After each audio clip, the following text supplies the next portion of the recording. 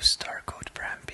Hey everyone, so you've probably seen a few builds that had some floating things in it and probably wondered, how can I do that? How do people make items float? Well, in today's video, I'm going to try and explain to you how you can make items float and how it can be of use in your builds. So let's get right into the video. If you have, for example, this as a bedroom, let's put that. And you want to have a floating bed inside it. It's actually quite easy to do. Now, as usual with these hacks, you do need advanced placing, sadly, or I do think at least that you need advanced placing. But yeah, that's kind of the annoying part of Bloxburg now, that you need advanced placing for everything. Now, what you do is you place a basic cube, you define your height, and on top of that basic cube, and that's the most important part, you actually go to the carpet section in decorate, place your carpet on top, and then you add another basic shape on top of that carpet. If you want to make a level, that is, you don't need to have a basic shape. And then you make it the size you want to make it. So let's say I want to put a bed on this thing. So this is about the size that I want for it. Then what you do is you remove the carpet, you remove the basic shape that you have used. And as you can see, you now have a floating platform. If I want to place a bed on top of there, as you can see, that totally works. And then you just line it out. Of course, there's no way to get to the bed just yet. Same thing, go to the basic shapes and you make a little stair area. I'm going to put my placement grid on medium for that one. And then you just start playing around with the blocks a little bit, just like Legos. Oh gosh. For example, this is a stair that I want, so I just level it, make it one block in between. I'm going to move the stair a little bit so that I can see what I'm actually doing. Okay, this seems good. Placement grid small, and then dragging that one out just a little bit further. Oh my god, this would be a toe breaker though. Should I do that? I mean, yeah, let's do this. And then of course you can go ahead and decorate it to your liking. So for example, adding some lights, adding more basic shapes to it, whatever you want to do. Of course, there's this little gap in here right now, but that's all right. So I chose to close off this area right here because I do think it makes it look a little bit better.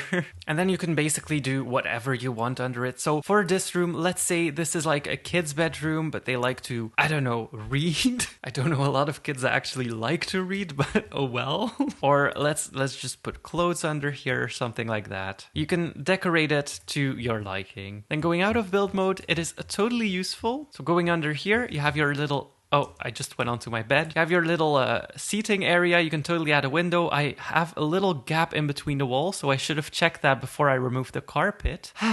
And the stairs are also totally usable, and you can go to bed here upstairs. So that is quite a lot of fun. If you have a small room, but you want to pack a lot into it, you can totally go ahead and do that. Now, there are more useful features for it. For example, if you want to make a desk. So what I usually do if I want to make a custom desk is add my chair first so that I can see where or close to where I have to build my desk. So let's say this is the area you have for your desk and you want to have a little floating desk. Same thing as I explained before. Basic shape in the middle. The chair will come out about here. So that means the desk has to be just a little bit higher than that. Adding a carpet on top. It works with any carpet, by the way, so don't worry about the carpet. Adding another cube on top of it. Then same thing, you remove the carpet, you remove the basic shape, move in your chair, add your laptop on top. And as you can see, this is totally functional. So you can go ahead and use that custom desk that you have just made. And I think it's amazing to do that. Of course, on the sides, you can add basic shapes as well and really make your own custom desk. But this is the basic version of it. And then, of course, same thing for these floating chairs that you see everywhere. Adding your chair, removing the carpet, removing the block, going into structural, picking whatever you want to have it hang on the ceiling with and moving that to the ceiling. And that is how you create this floating chair hack. So it's quite easy to do. So you can do a lot of things with the floating hack and it's so nice to use. It's actually really easy to do. So this is a floating chair. This is a custom desk, which is totally functional. And my favorite one is that you can make raised bedrooms or whatever you want on this platform. If you want a desk on this, you can totally go ahead and do that as well. And I really love doing stuff like that. I think it's so cozy. So that is how you do it. I hope this video helped you.